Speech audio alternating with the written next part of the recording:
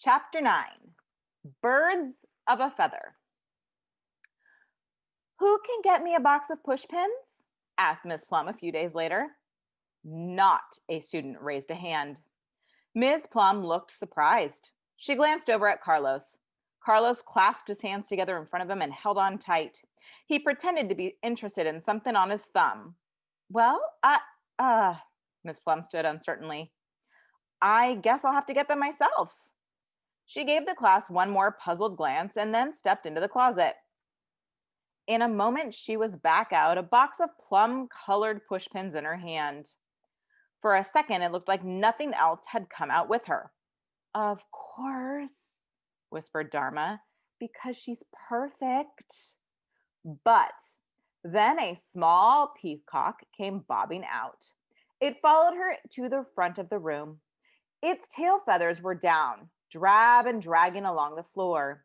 It didn't look very smart either. I expected like a tiger, whispered Tashala. Or a unicorn, Amiko whispered back. Now, class, let's get back to our science lesson. Ms. Plum had set up an experiment on sound. 20 water glasses sat across a table, each one filled with a little more water than the last. She began to tap each glass with a metal spoon. Notice the different sounds? Ooh, breathed the class in awe. Ms. Plum smiled, then noticed that everyone had their eyes on something behind her. Miss Plum turned around. She had the distinct impression that the peacock had just snapped its tail feathers shut behind her. She turned back to the class and began pinging on the glasses, going up the musical scale. This time, just as the class began to ooh and ah, she whirled around. Aha! She cried. The peacock's tail was spread into a glorious fan of luminous blues and greens and gold. The bird quickly shut its tail and pecked at the floor, not meeting Miss Plum's eye.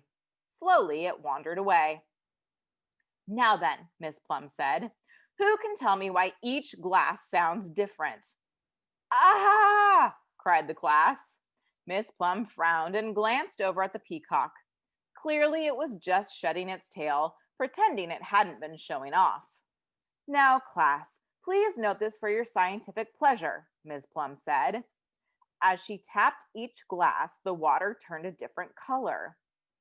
Awesome! Cried Carlos. The rest of the class chimed agreement. Ms. Plum looked up, beaming.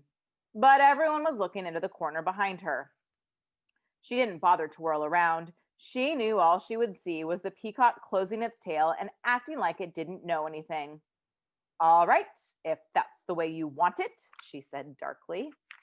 She tapped each glass and a different flower blossomed above the water. The kids murmured their amazement. The peacock snapped open its tail. It looked like an American flag. The kids gasped. Ms. Plum wafted her spoon above the flowers, and each flower sounded like a different instrument. Wow, said the kids. The peacock snapped open its tail.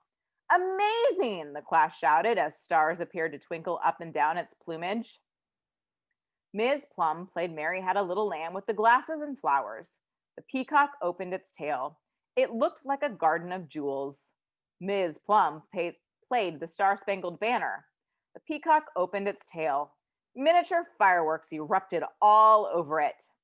The entire class stood up and gave the peacock a standing ovation, stamping their feet and whistling. Ms. Plum set down her spoon. Come along, please, she said firmly to the bird. She shooed it back into the closet and shut the door. Then she marched up to her desk and picked up her spoon. Dharma hesitated, then raised her hand. Yes, Dharma? Miss Plum looked rather cross. Dharma took a deep breath. Well, why did you get a peacock? I guess he just happened to wander out, said Miss Plum with a curious look at the closet. I'm very sorry he distracted you all so horribly. Oh, he wasn't distracting. He was beautiful, said Mindy. Super, awesome, fantastic, unbelievable, echoed the other kids. Yes, I suppose he was, Miss Plum said. It's perfectly understandable that you would rather see him. Her lip trembled just a bit. The kids nodded and agreed they'd never seen anything so grand. Ms. Plum said, "Oh," and turned back to her lineup of glasses. She began to pull the flowers from the water. "So I guess that's enough science for today," she said, sounding a little sad. The kids glanced at each other. Dharma raised her hand. "Yes, Dharma," said Miss Plum. "Please don't stop," she said. "We want to see it." Every student nodded his or her head. "Please," cried Mindy. "Please," said Nadia. Even Carlos said, "Please, Miss Plum, your demonstrations are the best." "Really?" said Miss Plum. "Totally," said Brad. "Well, I suppose we do have some time." The class clapped and smiled, and Brad gave a piercing two-fingered whistle.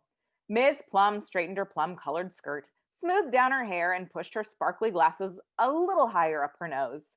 Then she smiled and said quietly, "Thank you, class." Then, like a famous conductor, Miss Plum raised her spoon over the glasses and flowers and proceeded to play Beethoven's world-famous Ode to Joy.